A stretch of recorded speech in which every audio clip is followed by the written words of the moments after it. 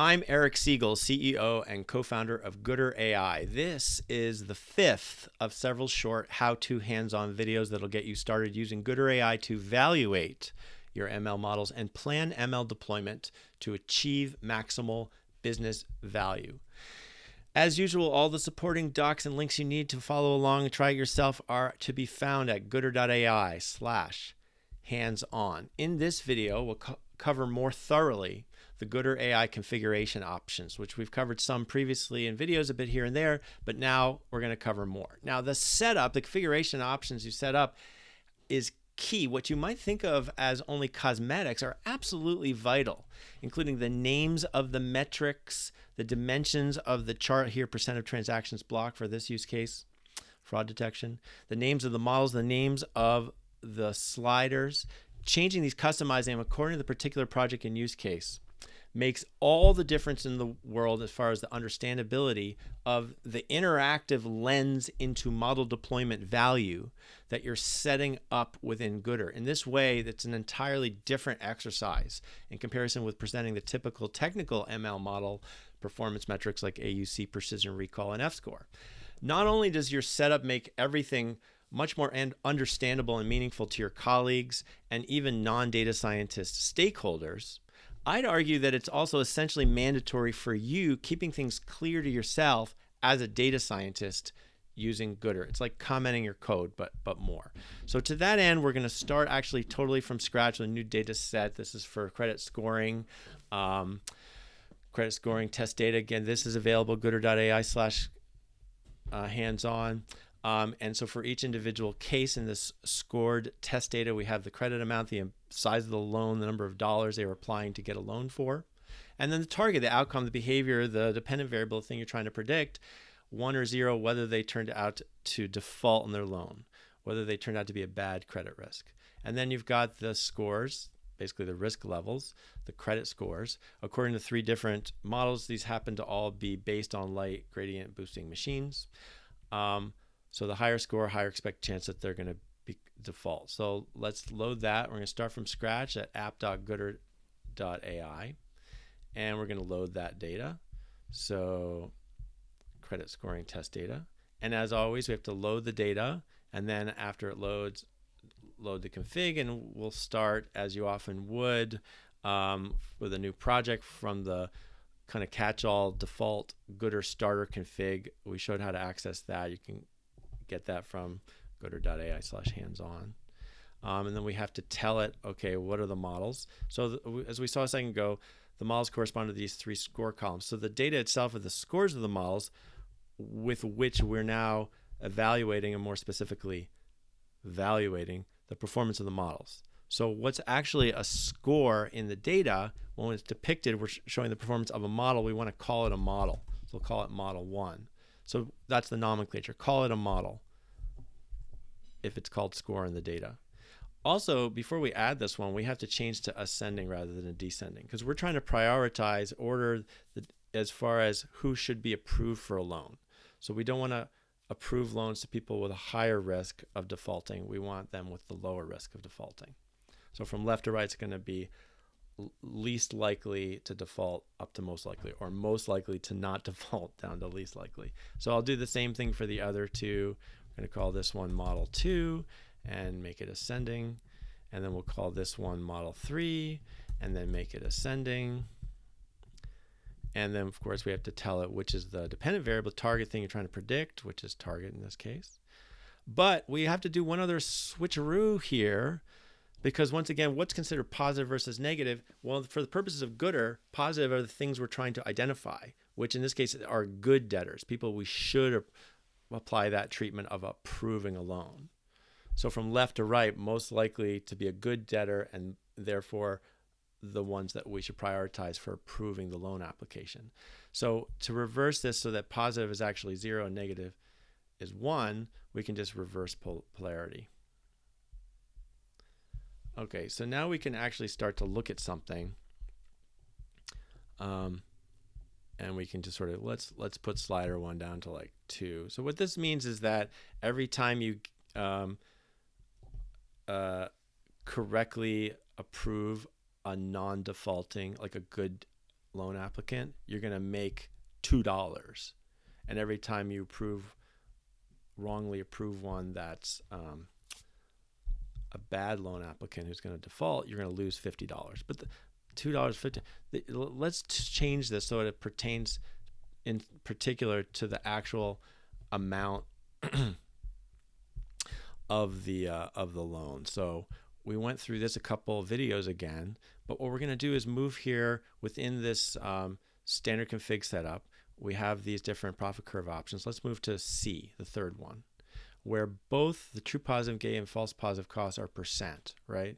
Because if they default, you've lent them the money, you're not going to get it back. You might not lose 100% because they may have already been paying back for several months or even a couple of years or whatever.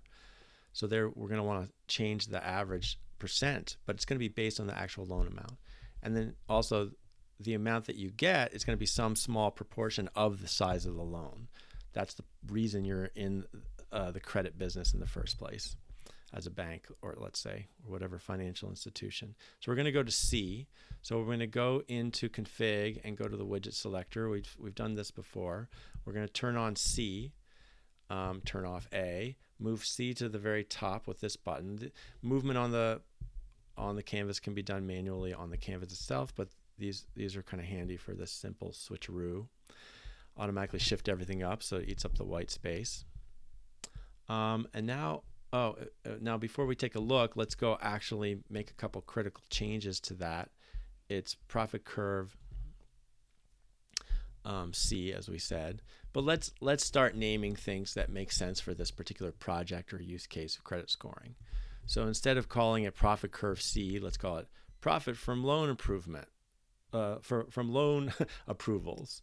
And we're going to see some really big profit numbers eventually. So let's just round it down to the dollar, not show any decimal places.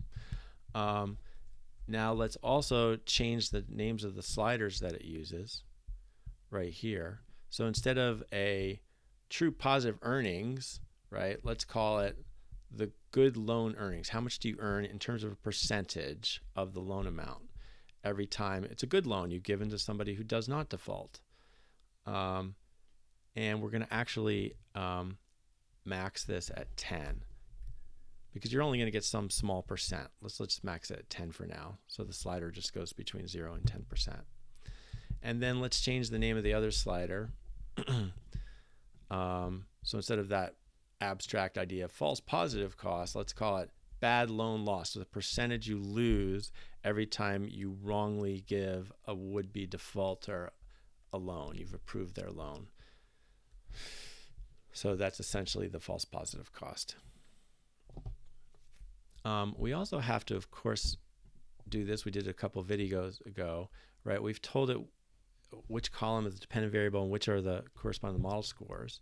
But we also have to say, hey, we have to tell the amount, right? The setup for this type of profit curve relies on specifying which variable corresponds to this concept of amount. So we're going to say, well, it's credit amount. Now we're going to update the current chart so everything we did reflects on the main canvas, and here it is. Now we're going to change these sliders so they make a little bit more sense. We're going to put this at 2% is how much you win every time you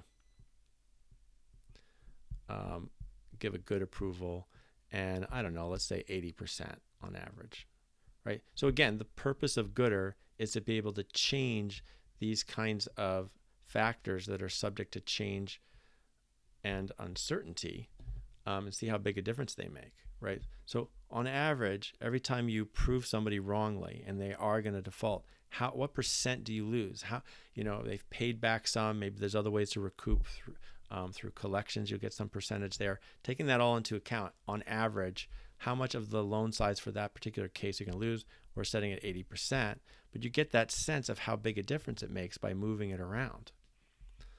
That interactivity is critical. That's the point. This is an interactive data visualization solution, which you need when you move from technical metrics to business metrics that depend on factors like these that are subject to change and uncertainty. You need that intuition, that sense of how big a difference they make.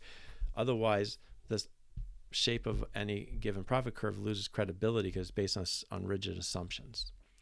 So that's sort of the pitch why we're doing all this. So we've got things working, but still a lot of generic language like predictive AI project. So let's quickly go through some of the main config options and update them. Go to the main global settings and change the title of the overall project, home equity line of credit. Let's change the population to be, instead of default, which is just whatever happens to be the size of the test data, let's change it to 1 million. 1, 2, 3. So in other words, we're going to be evaluating the potential monetary benefit of acting on these model scores, of deploying the model over a set of 1 million loan applications. So maybe you're a large institution, you get 1 million loan applications a year. We're going to drive decisions across that many. So it's just going to scale everything in the vertical axis in terms of the metric magnitudes according to that.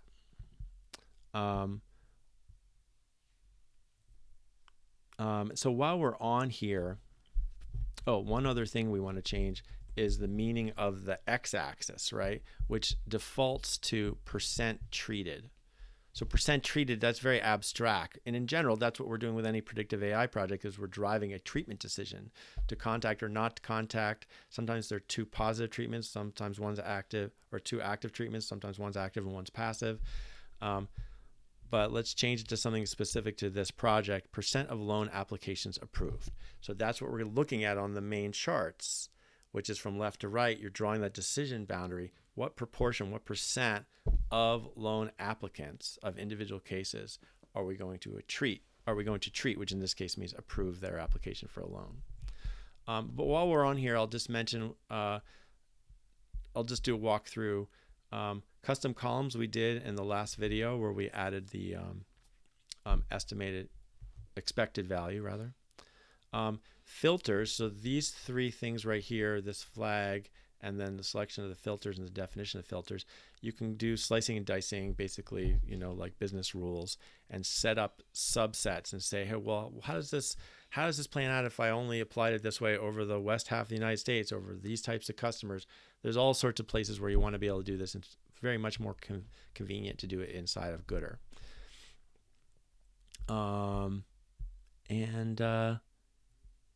There's only 2 other things in case you're burning with curiosity. This pertains to when you do the chatbot. Check out our demo video of this chatbot where you can ask it questions about what the meaning of the curve is. Should I move the sliders? What's going on in my project? That sort of sidekick assistant. And it sends screenshots to the large language model and some rows of the data with the current settings every time you change them.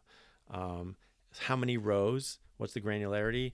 So the performance of the chatbot might change, although it does really well just with the screenshots, but the rows help too. So how granular? That just defaults to 10.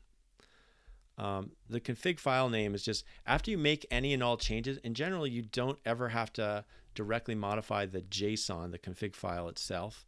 Any and all changes we're doing here, at any point you just hit save config. If you can change the default file name stem.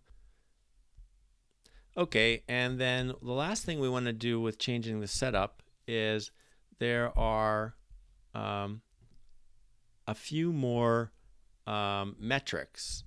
Now remember, all the metrics, widgets, whatever you want to call them, are listed here that are available, and each one can either show in the table at the top, the values of which are determined by the movement of the decision boundary, and or as a chart where you're seeing the full range spectrum of potential values depending on the setting of that decision boundary. So the x-axis of these charts is always the decision boundary. So there's a couple of them that are in the chart here that are still kind of abstract, num treated, true positive, false positive. So let's go in here, and the first thing is you select from this drop down. This is the same list of possible metrics. So we're going to change 3 of them. We're going to change num treated to instead be number approved, or we can just call it approved, how many were approved, right? So the absolute count as you move that decision boundary of how many within that population you're actually approving. And then we have to update the current chart. We're going to change true positive and false positives as well. True positives, we're going to rename that to be good loans. So the number of good loans, the number of adeptly approved loans, and we're going to update that one. And then the other one, the false positives. There it is. It's alphabetical. And we're going to call that defaulted. So the number of approved loans that actually defaulted. So this is actually just meant to be a metric. You can see the shape of it here, but the main point of making those changes is so that they mean something here.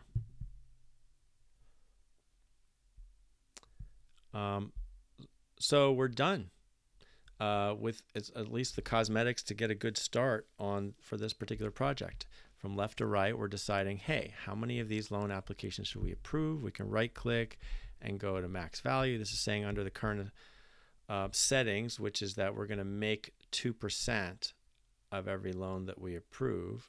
That's a good loan. And we're going to lose 80% of every false positive every time we wrongly approve a loan of somebody who turns out to default. On average, we'll lose 80% of the loan amount. This thing with the best of these three models, model 1, we stand to overall profit 266.8 million from these loans by way of approving this many of the million, of which most of them are good loans, but 7,251 defaulted. And those, again, these values in the table change as you move this left to right. So that's it on config options in general. There's one last thing I'll do. So the rest of this video, I'm just going to go step through. I step through the settings here, but just to give you an overview of settings that we have not touched upon in the widget settings. Let me just quickly run through that. That'll be the end of the video. Resolution, generally leave this at the default of 1,000. What this is, if you have a large data set, like in this case, I think it's somewhat large. Let's see, it's 305,000 test cases. That means every time we inch the slider and the shape of the curve changes, it has to calculate over 305,000 data points. But in fact, it only is having to calculate over 1,000 because we've binned. So Gooder bins in a clever way so that the values are still based on the full data set with no sampling. But after some initial calculations, every time you move the slider, it only has to recalculate 1,000, which is why it's zippy and interactive. That's why it works. So generally, you can leave this 1,000. This is what you actually change to 10 if you're doing deciles.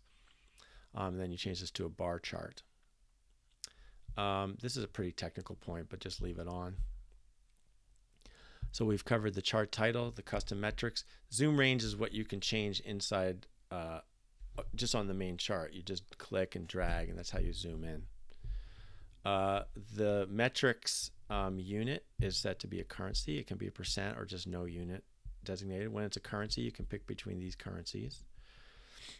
As we saw, we changed the number of decimal places just to round down, so no decimal places no digits after the decimal point. And then the same thing for x-axis, depending on the metric. In this case, the metrics, you can see it goes up to 300 million, so it doesn't pertain. But with certain metrics where it's a much smaller value, the precision you can adjust here.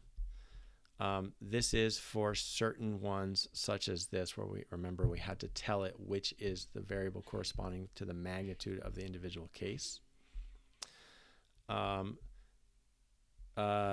What you see where it says copy here in these two arrows, you can open up a little window into the code that calculates the metric.